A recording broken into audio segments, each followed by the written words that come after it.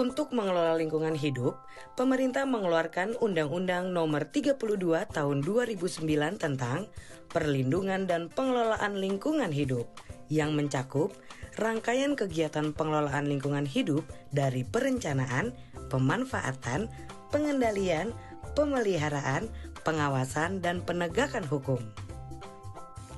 Dalam kegiatan pengendalian diatur 3 kelompok kegiatan, yaitu pencegahan, penanggulangan, dan pemulihan. Untuk kegiatan pencegahan digunakan seperangkat instrumen yang saling melengkapi.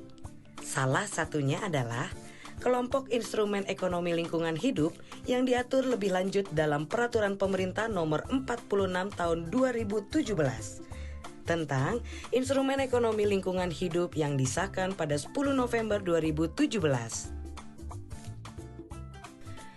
Instrumen ekonomi lingkungan hidup adalah seperangkat kebijakan ekonomi untuk mendorong pemerintah pusat, pemerintah daerah, atau setiap orang ke arah pelestarian fungsi lingkungan hidup. Tujuan PP ini adalah menjamin akuntabilitas dan penataan hukum dalam pengelolaan lingkungan hidup, mengubah pola pikir dan perilaku pemangku kepentingan, mengupayakan pengelolaan pendanaan lingkungan hidup yang sistematis, teratur, terstruktur, dan terukur, serta membangun kepercayaan publik dan internasional dalam pengelolaan pendanaan lingkungan hidup. Usaha-usaha untuk mencegah pencemaran lingkungan dibagi menjadi 3, usaha untuk mencegah pencemaran air, untuk mencegah pencemaran udara, dan untuk mencegah pencemaran tanah. Pertama, usaha-usaha untuk mencegah pencemaran air sebagai berikut. 1. Mengolah limbah industri dengan membuat instalasi pengolahan limbah atau kolam stabilisasi atau instalasi pengolahan air limbah yang disingkat sebagai IPAL. Kedua, membuat tangki resapan untuk menampung dan mengolah limbah rumah tangga. Yang ketiga, kita bisa memilih sampo, sabun mandi, atau deterjen yang kandungan bahan aktifnya mudah diuraikan. Selanjutnya, usaha-usaha untuk mengatasi pencemaran udara yaitu sebagai berikut. 1. Melakukan reboisasi atau penghijauan sebagai penetral pencemaran udara. Reboisasi atau penghijauan ini sudah sering kalian dengar ya, yaitu penanaman kembali. Mengenai penanaman kembali atau menghidupkan lahan-lahan yang mati adalah salah satu hal yang dianjurkan Rasulullah Shallallahu Alaihi Wasallam dalam menjaga kelestarian lingkungan. Rasulullah Shallallahu Alaihi Wasallam bersabda, "Tidaklah seorang muslim menanam pohon kecuali yang dimakan menjadi sedekah, yang dicuri menjadi sedekah, yang dimakan binatang buas sedekah, yang dimakan burung sedekah, dan tidak diambil seseorang kecuali sedekah." Hadis riwayat Muslim dan Ahmad. Masya Allah, sangat bermanfaat sekali ya jika kita menanam sebuah pohon yang dapat dimanfaatkan banyak makhluk hidup. Lanjut ke usaha yang kedua, yaitu mengadakan program pengendalian pencemaran udara yang disebut Program Langit Biru. Program Langit Biru ini sudah dicanangkan pada bulan Agustus tahun 1996. Program ini meliputi upaya-upaya berikut: membangun stasiun pemantauan kualitas udara permanen dan stasiun udara bergerak, memperkecil kandungan PB atau timbal dalam bensin dan menekan rasio laju pertambahan kendaraan bermotor dengan bahan bakar bensin atau solar, menggalakkan penanaman pohon angsana Pterocarpus indica untuk mengurangi pencemaran udara. Kemudian memotivasi masyarakat untuk berperan aktif dalam melakukan penghijauan. Jadi program Langit Biru ini terus dilaksanakan sampai hari ini. Memasuki usaha yang ketiga, yaitu usaha-usaha untuk mencegah pencemaran tanah sebagai berikut. Satu, mengurangi bahan pencemar dari sumbernya untuk mencegah dampak lingkungan yang lebih berat.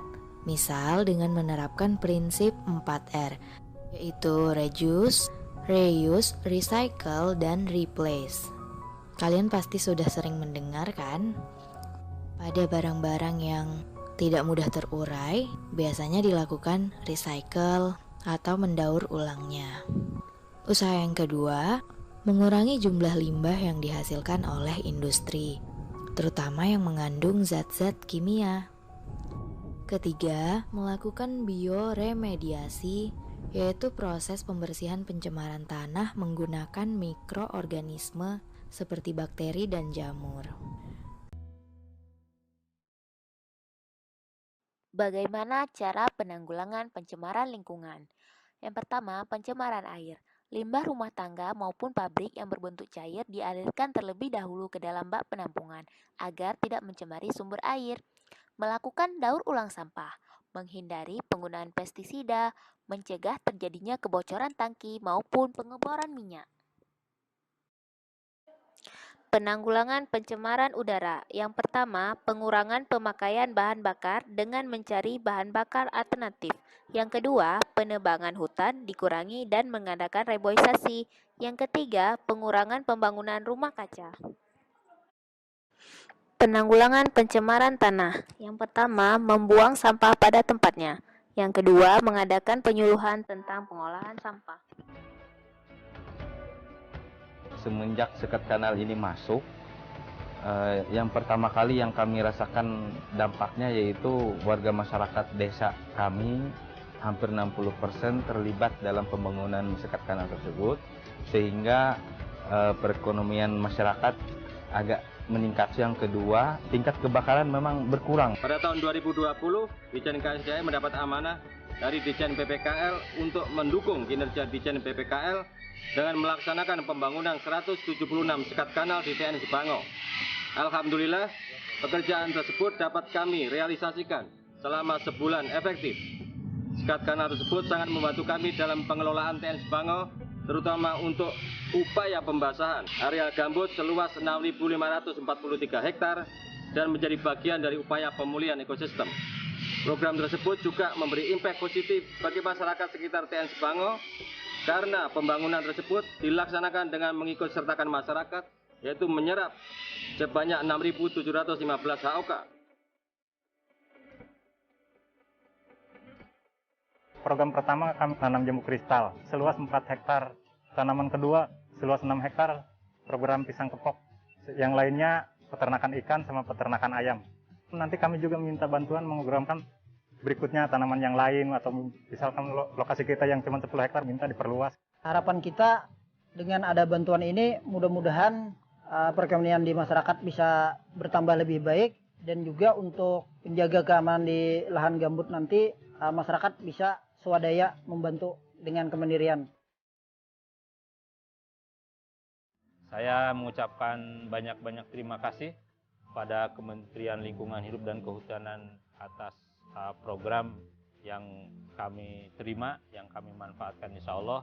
Ya, harapan sih ada program lanjutan, tidak hanya dalam bentuk pengembangan saja, tapi juga ada penguatan kesadaran masyarakatnya ya tentang pendidikan lingkungan dan sebagainya.